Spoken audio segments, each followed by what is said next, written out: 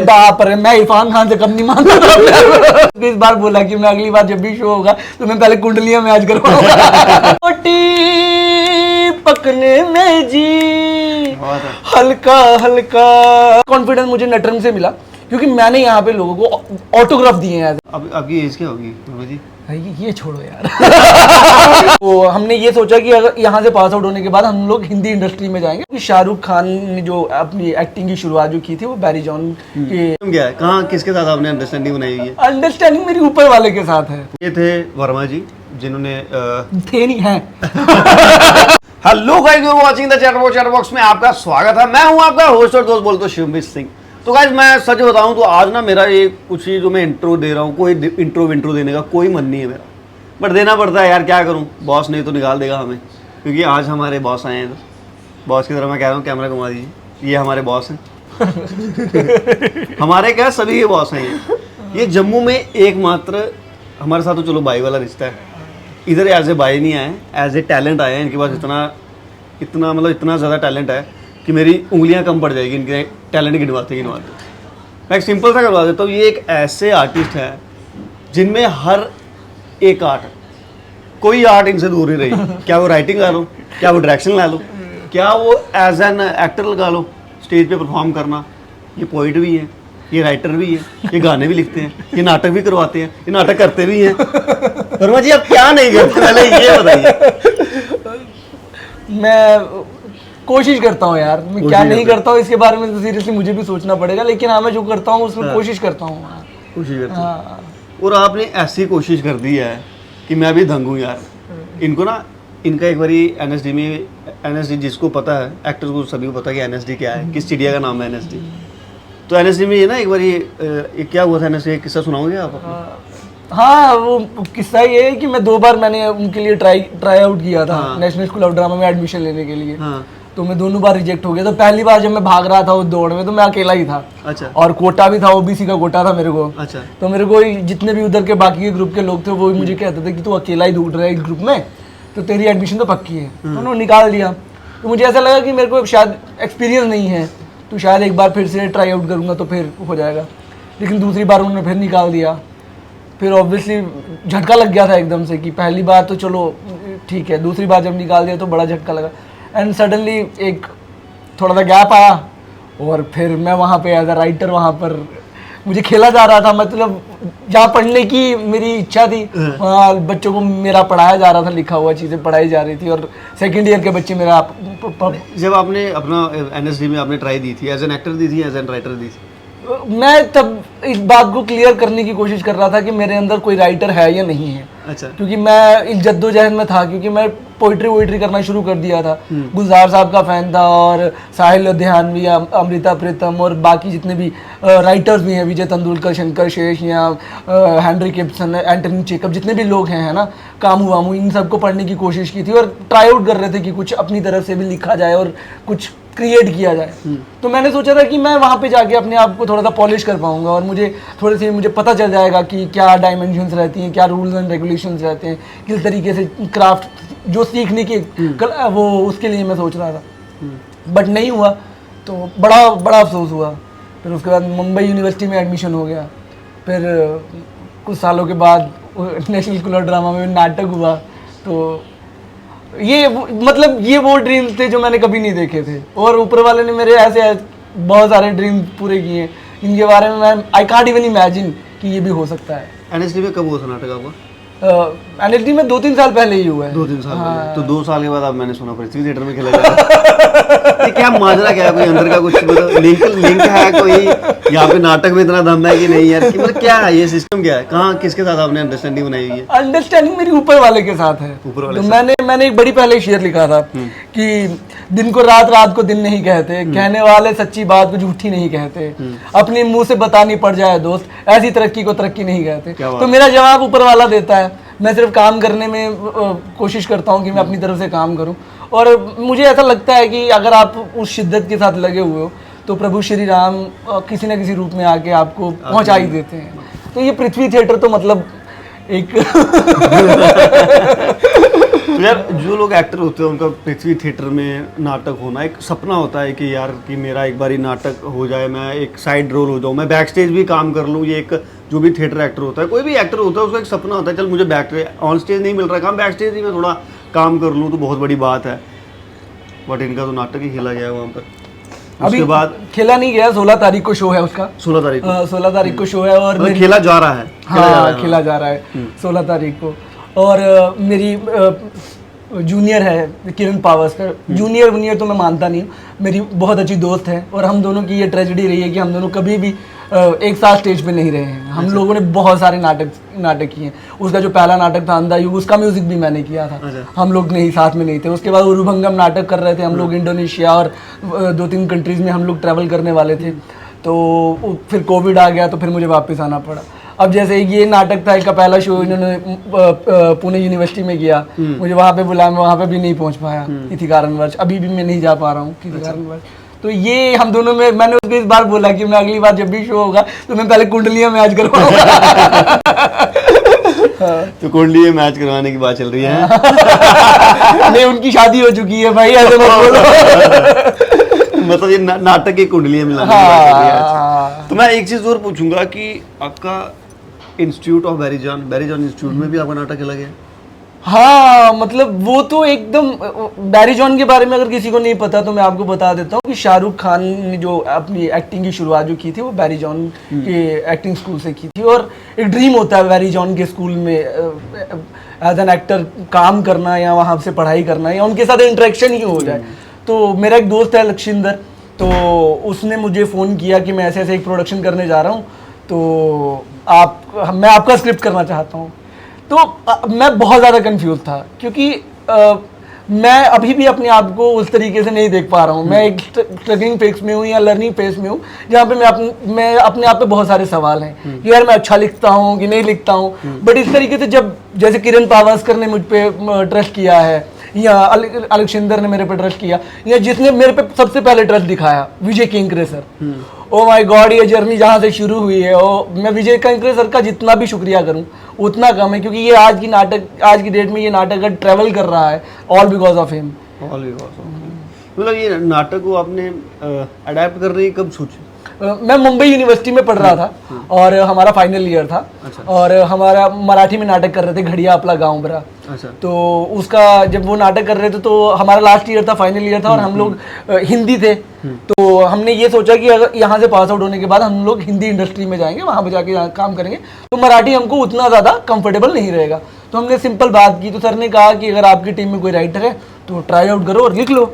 तो फिर राइटर ढूंढा गया, फिर मेरे पे आगे सूदी अटक गई और मेरे लिए बड़ा चैलेंजिंग था क्योंकि मराठी नाटक को हिंदी में अडैप्ट करना और फिर वो उसका जो सेंस है वो नहीं मरनी चाहिए, शेक्सपियर भी जिंदा रहना चाहिए, वो म्यूजिकल आर्ट भी जिंदा रहना चाहिए। तो there are so many problems की जो फेस करनी पड़ रही थी। लेकिन मेरी पूरी टीम ने मेरे को इतने अच्छे तरीके से सपोर्ट किया चाहे। और उस नाटक में जिन लोगों ने एक्ट किया उसमें से एक लड़की है जिसको नेशनल अवार्ड मिल चुका है और एक ऋषिकेश शेलार नाम का एक्टर है, वो तो मतलब मराठी इंडस्ट्री का स्टार है इस वक्त। मेरा सुमित सिंह मित्रा नाम का एक जो फ्रेंड है जिसने रोल किया उसने, वो तो डायरेक्टर है, उसने जिंदगी विराट नाम की मूवी की हुई है। तो ऐसे लोगों के साथ जब मैंने काम किया तो मुझे ऐसा लगा कि हाँ यार काम करना कितना इजी है। बट ये है कि आपको फोकस रखना पड़ता है, आपको काम को लेके अपनी ईमानदारी रखनी पड़ती है। तो उसी तरीके से शुरू किया और फिर क्या हुआ कि जब कास्टिंग की बारी आई तो कास्टिंग जब होने लगी तो मैंने देखा यार मैं तो राइटर बन के साइडलाइन हो जाऊंगा। बट मैं होना नहीं चाहता था क्योंकि मुझे मैं अपने आप को बहुत अच्छा एक्टर मानता था। मतलब ये कॉन्फिडेंस मुझे नटरंग से मिला क्योंकि मैंने यहाँ पे लोगों को ऑटोग्राफ दिए हैं एज एन एक्टर। अच्छा। मतलब यहाँ पे लोग ये कहते थे आप एज एन एक्टर अपने आप को एक्टर मानते? अरे बाप रे, मैं इरफान खान से कम नहीं मानता था। लोग मानते थे इस बात को? लोग मानते थे, लोगों ने काफी अप्रिशिएट किया मुझे। अच्छा। बहुत सारे लोग, मतलब स्पेशली कुछ लोग बोलते थे कि हम रोहित की वजह से नाटक देखने के लिए आ रहे हैं और बहुत अच्छे तरीके से अप्रिशिएट करते थे मुझको। और यही कॉन्फिडेंस था। जब मैं मुंबई में गया तो मुझे ऐसा लग रहा है यार ये छोकरे हैं कल के इनको कल के जोकर को एक्टिंग क्या आती है, एक्टिंग क्या आती होगी। बट जब वहाँ पे मैंने प्रोसेस में जब आपने अपनी जो जितने लोगों ने आपके साथ काम किया हुआ, आपने बताया कोई अच्छा डायरेक्टर बन गया है, किसी को एक अवार्ड मिल गया, अब हम भी काम कर चुके हैं, अब हमें भी क्या मिलेगा ये बता दो। आपने इस नाटक में एज एन एक्टर भी काम किया हुआ? हाँ, वही मैं बता रहा था कि इस नाटक की जब कास्टिंग को लेके बात हुई तो एक टाइम के बाद मेरे को साइड लाइन ऐसा लगा कि मैं साइड लाइन हो जाऊंगा, तो मैंने नाटक आधे में रोक दिया।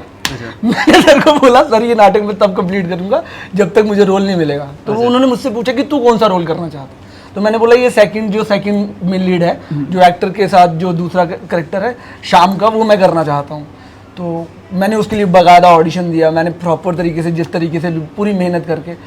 राइटर और एक्टर होने का एक सबसे बड़ा फ़ायदा होता है कि जितनी सेंस आपको टेक्स्ट की होती है उतनी किसी दूसरे एक्टर को नहीं हो सकती। तो मुझे ये बेनिफिट मिला, क्योंकि जब मैंने परफॉर्म किया तो मुझे समझ में आया कि जो राइटर जब एक्टर बनता है तो इसलिए वो अलग क्यों दिखता है सबसे। हाँ, तो वो एक बहुत बड़ा अचीवमेंट था। उसके बाद मुझे ये पता चला कि नाटक लिखे कैसे जाते हैं, क्योंकि मैंने जब नाटक लिखना शुरू किया तो मैं कभी ये सोच के नहीं लिखता कि कोई दूसरा परफॉर्म करेगा। अच्छा। मैं इसलिए इस तरीके से लिखता हूँ कि मैं कैसे परफॉर्म करूंगा। अगर मैं परफॉर्म कर सकता हूँ तो फिर दुनिया का कोई भी एक्टर परफॉर्म कर सकता है। तो मतलब नाटक लिखने की इंस्पिरेशन वहीं से आई? हाँ, प्रॉपर तरीके से। और मतलब उन्होंने ही मुझे मेरे नाम पे ठप्पा लगा दिया कि मैं राइटर हूँ।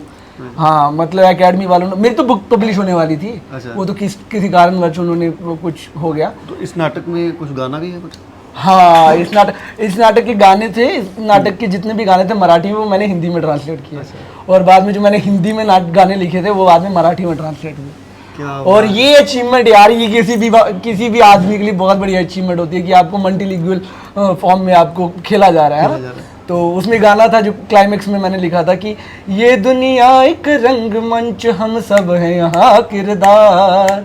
ये दुनिया एक रंगमंच, हम सब हैं यहाँ किरदार। हम ही हैं सरताज यहाँ के, हम ही पहरेदार। हम ही हैं सरताज यहाँ के, हम ही पहरेदार। मुखौटे पहने घूमे दुनिया, दो होकर भी एक लगे। सच की रोटी पकने में जी, हल्का हल्का सेक लगे। खेल सुलझाने वाला जाने आएगा कब, इसके उसके चक्कर में हाय फंसे हुए हैं सब। इसके उसके चक्कर में फंसे हुए हैं सब। ये दुनिया एक रंगमंच, क्योंकि शेक्सपियर भी कहता है ये जो पूरा विश्व है ये एक रंगमंच है और हम सब अपने अपने किरदार निभा रहे हैं। हाँ, क्या बात है। ये मतलब आपकी एज क्या होगी जी? ये छोड़ो यार। ये छोड़ो यार, ये छोड़ो यार, क्योंकि सोशल मीडिया पर सारे लोग देखते हैं। नहीं, ये तो औरतों पे लागू होता है ना कि मतलब औरतें अपनी उम्र छुपाती है। आपको क्या जरूरत पड़ी उम्र छुपाने की? यार दूसरा सवाल। दूसरा सवाल। गाइस, ये है वर्मा जी। इन्होंने देखिए अपनी ज़िंदगी में कितना स्ट्रगल देखा हुआ है। तो अभी तक आपको कोई सपोर्ट मिला कहीं से? यार मुझे सबसे जो इम्पोर्टेंट चीज़ होती है मेरी फैमिली का पूरा सपोर्ट है। अच्छा।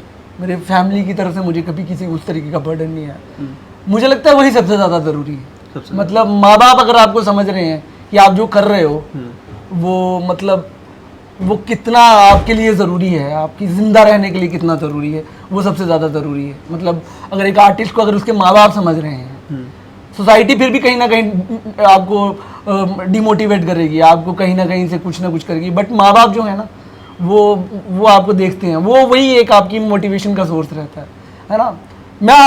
मुझे इस बात की ज़्यादा खुशी है कि यार मेरे माँ बाप को जब वो देखते हैं कि यार पृथ्वी में ये ड्रीम होता है यार, है ना, और आपका सपना होता है कि आप देखें अपने माँ बाप की आंखों में वो खुशी कि हाँ यार, है ना। तो माँ बाप बहुत इंपॉर्टेंट चीज़ है, माँ बाप बहुत इंपॉर्टेंट है। बाकी मैं आप सबसे ये गुजारिश ही करूँगा कि 16 तारीख को पृथ्वी में शो है और प्लीज़ आप अपने दोस्तों को, अपने फैमिली मेम्बर्स को, सबको लेके आप ज़रूर जाएं। बुक माई शो पे उनकी टिकट अवेलेबल है और मेरी दोस्त किरण पावस्कर ने बड़ी ही मोहब्बत के साथ, उनकी पूरी टीम ने उस नाटक को तैयार किया है और मैंने भी अपनी तरफ से कोशिश की है।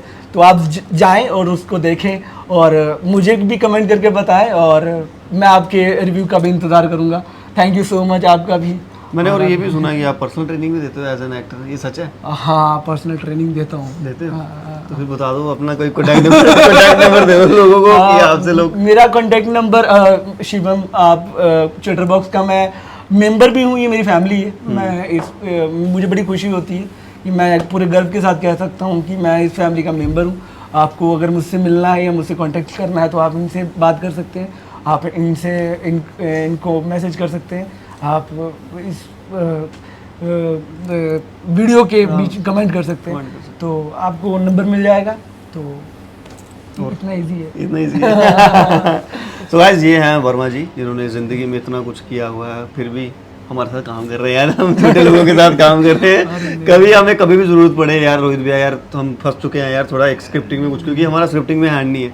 कोई भी कभी स्क्रिप्ट में फंस जाते हैं, उलझ जाते हैं, तो फिर वर्मा जी हमें उस उलझन से बाहर निकालते हैं और हमारी हेल्प करते हैं। इंटरव्यू ये ख़त्म हो चुका है, लेकिन इंटरव्यू फिनिश होने से पहले एक ताज़ी इन्होंने एक शायरी लिखी है, वो भी हम इनसे सुनेंगे, क्योंकि वसूल करना है जो जो उनके अंदर है। तो सुना दीजिए। तो वो ये था कि अब किसी बात का मलाल नहीं होगा, ये गुलाब इससे ज़्यादा लाल नहीं होगा। क्या बात। अब किसी बात का मलाल नहीं होगा, ये गुलाब इससे ज़्यादा लाल नहीं होगा। ये सोच कर वृंदावन बिल्कुल मत जाना तुम, उस गली का हर लड़का गोपाल नहीं होगा। अब इस जादूगर को मन से नीचे उतार दो, अब इस जादूगर को मन से नीचे उतार दो, कि इससे अब कोई नया कमाल नहीं होगा। और ये मोहब्बत नहीं है, NLD का एग्ज़ाम है, और ये मोहब्बत नहीं है, NLD का एग्ज़ाम है। मुझे पता है ये क्लियर इस साल नहीं होगा। मेरा भी इस साल नहीं होगा। इन तो हमने NLD से उम्मीदें छोड़ दी है। इसको मैं दो तरीके से पढ़ता हूँ कि ये मोहब्बत नहीं है, UPSC का एग्जाम है। मुझे पता है ये क्लियर इस साल नहीं होगा। ये थे वर्मा जी, जिन्होंने थे नहीं हैं। ये हैं वर्मा जी, राइटर कहाँ से पकड़ता है। तो गाइस ये हैं वर्मा जी, और इनका नाटक जो है जो इन्होंने अडाप्ट किया है 2 दूनी 4 2 दूनी 4 जो है वो मुंबई में पृथ्वी थिएटर में खेला जा रहा है। जो अगर हमारी मुंबई से ऑडियंस हो तो वो वहाँ जाकर देख सकती है। और बाकी की वीडियो के लिए देखते रहिए क्या, the chatter box. Bye bye.